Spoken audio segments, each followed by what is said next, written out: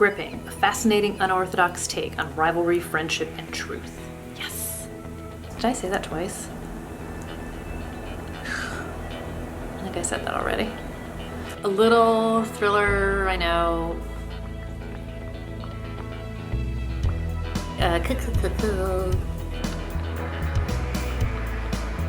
Because it was $3, so why not?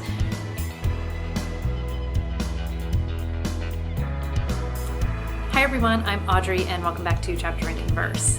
Today is going to be my first of probably multiple book outlet hauls, partially because I went bananas and partially because I'm still waiting for some books to show up, so I don't have everything just yet. But I thought I would break it up into kind of some smaller chunks and try and say a little bit about a lot of books. I went nuts. I shopped the Wednesday before Thanksgiving when it was 30 off at the pre-sale, and then I went back over the weekend because my list, of course, was like crazy long. I don't know, I had like some moment of clarity on that Wednesday, shortened my list and made sure I got the books I for sure wanted and some gifts that I wanted to get. And then I kind of played this game with fate where I was like, well, let me just go back and see. And if some of those books from my wish list are still there and I can manage to fill the cart to $35 to get free shipping, well, then I'll get them. And since all the books were so crazy cheap to begin with and then 30 off, I swear I paid like $2, $3, $4 for a lot of these books. So to get to $35, you have to buy a lot of books. So I did. But this is going to set me up to be in great shape for 2019. So I should not have any excuse to go shopping because I have tons of books to read. And also it was a great way to discover some new books, to get some books that I was always kind of interested in. And these are all kind of in no particular order, a little bit random, and let's just get to it.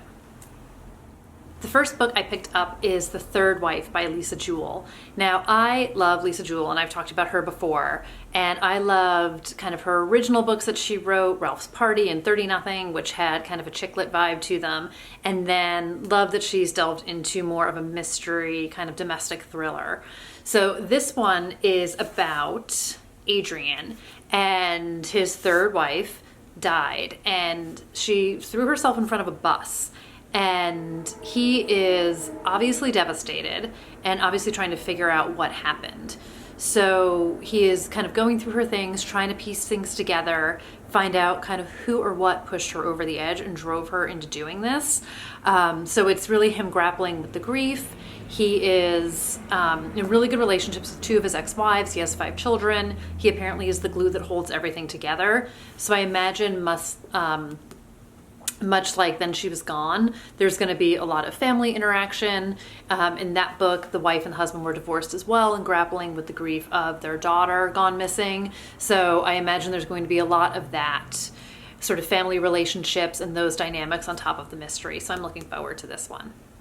The next book I picked up is No One Knows by J.T. Ellison. So I have just read Lie to Me by J.T. Ellison, and I loved it.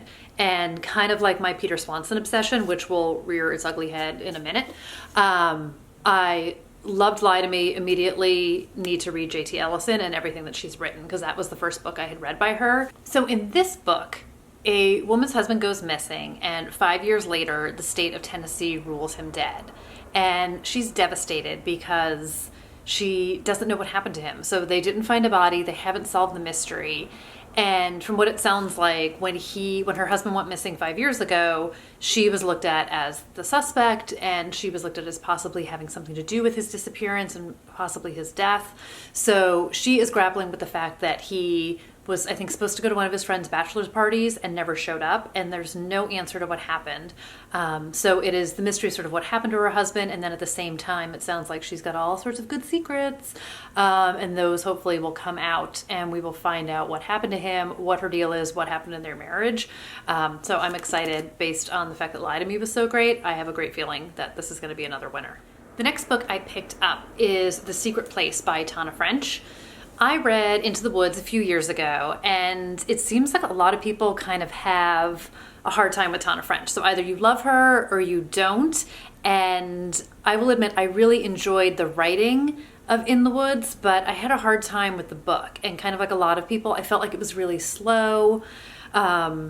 I think when you get used to fast-paced thrillers and then you get into a mystery and it's not so fast-paced, it can be hard to switch gears. And I also think if you're not in the right mindset for a book, you know, maybe it's not the right book for you at that time. I am not willing to not give her a second try. So I picked this one up. And part of what drew me to this is it's about a 16-year-old boy who was killed. So bring me back to that high school drama. And I just love it. So that was kind of my selling point. And in this one, a 16-year-old girl brings a photo into the police, and it is a photo of a boy who was murdered on the school grounds a year earlier, and the caption says, "I know who killed him."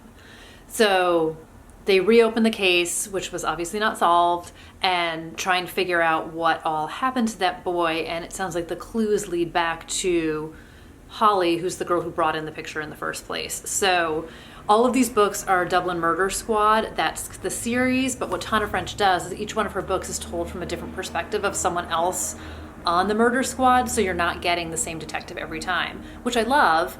So I'm going to give this one a go, and hopefully it's going to win me over, because I may have also picked up another Tana French book during this binge buy because it was $3.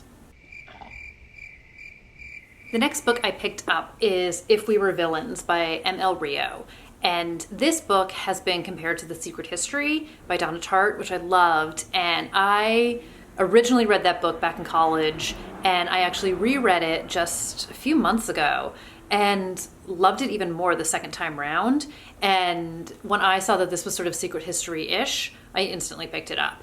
And this is about 7 students. They are actors in, I believe it's like a Shakespearean conservatory, and when the book opens kind of secret history-ish, you know kind of upfront what happens. So one of the 7 friends, his name's Oliver, gets out of jail, and kind of when he gets out of jail, the detective who put him there is like, okay, it's time, like, what really happened? What aren't you telling us? And I believe Oliver kind of reveals what actually happened during the senior year in college amongst all these friends. So I'm assuming somebody died. I'm assuming Oliver either took the fall or was framed for it. And now this book will tell the story of what actually happened way back when. One of my goals for 2019 is to read some more nonfiction, and this is how I nonfiction. So this is The Bling Ring by Nancy Jo Sales, and this is the book that inspired the Sofia Coppola movie, The Bling Ring, and this is actually like the movie cover, the movie tie-in. And bring me some teenagers, throw in some Hollywood, I'm your girl. So this is the story of these 5 teenagers who basically burglarized all these celebrity homes in Hollywood, like Orlando Bloom and Paris Hilton, and they kind of stupidly flaunted it and eventually got themselves caught, and they went to jail. So this is the story behind the story, and the story that inspired the movie. I've seen the movie.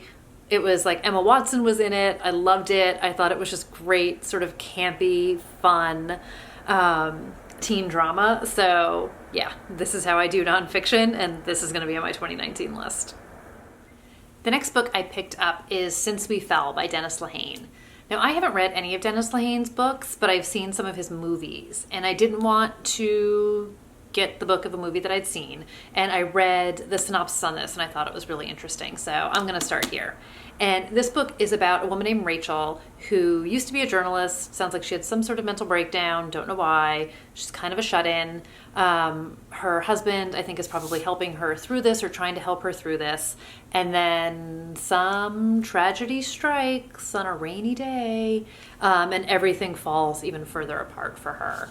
So the reviews on this are amazing, and some of the things that got me kind of out of the gate here is sucked into a conspiracy thick with deception, violence, and possibly madness. Rachel must find her strength within to conquer unimaginable fears and mind-altering truths. By turns heartbreaking, suspenseful, romantic, and sophisticated, Since We Fell is a novel of profound psychological insight and tension. It is Dennis Lehane at his very best. So if I'm going to start anywhere, I'm going to start at his very best. But I'm really excited for this. I'm hoping this is going to be a gateway into a whole bunch of new books and a whole bunch of new stories, because I know that his repertoire is wide. And another Boston book, so you've got me. The next book I got is proof that I don't only read current books. So I picked up The Great Gatsby. And part of the reason I got it is because I think this is so beautiful. And this was like a book outlet exclusive or like made for book outlet cover. And I mean, silver and gold and gorge. So I totally bought this one. And I read this book back in high school. I don't think I've read it since. I remember really liking it then, but I had said in my newbie tag, I'm trying to make a commitment to reading outside of what I normally read, which is thrillers, which you just saw a bunch of. And I thought this would be a great kind of classic to get into. There's partying, there's Jay Gatsby, bring it on, and it's beautiful. And last but certainly not least is my friend Peter Swanson and Her Every Fear.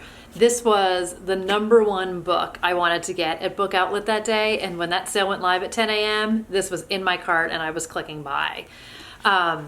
The Kind Worth Killing made me a fan for life. So this is a woman who her ex-boyfriend like kidnapped her and she got free, but she's got all loads of anxiety and fear obviously because of it. So her cousin who lives in Boston suggests that they apartment swap for a while so she can kind of get a fresh start and have a clean slate and sort of get away from the chaos that she's leaving behind. And she is all in. So she moves to his place in Beacon Hill, and sure enough, I don't know if she's there for like a hot minute, but her cousin's neighbor, Audrey, is found dead. So did her ex-boyfriend follow her there and kill this girl? There's kind of chatter that her cousin had something to do with it, but her cousin swears he doesn't even know who Audrey is. So she gets pulled into this hot mess that's going on in her cousin's apartment building. And I imagine she's probably losing her mind, has no idea what's going on, has no idea who's the culprit. Is it her cousin? She's searching for answers. She's also, I think, worried for her own life and her own safety. So the poor girl just can't get a break. So Boston-based book, Peter Swanson, and a character named Audrey. I mean, this book was kind of made for me, right? And that does it for my book outlet haul #1.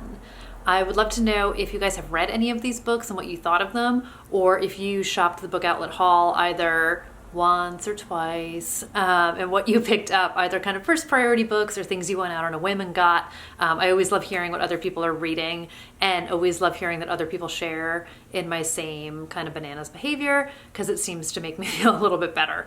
So I will be putting together a second haul after I get my second box, so that's something to look forward to. And if you liked this video, definitely give it a thumbs up. Definitely subscribe to come back to see more about what else I've been hauling. So thanks for watching. Thanks for spending some time with me today, and hopefully I'll see you back here soon. Bye.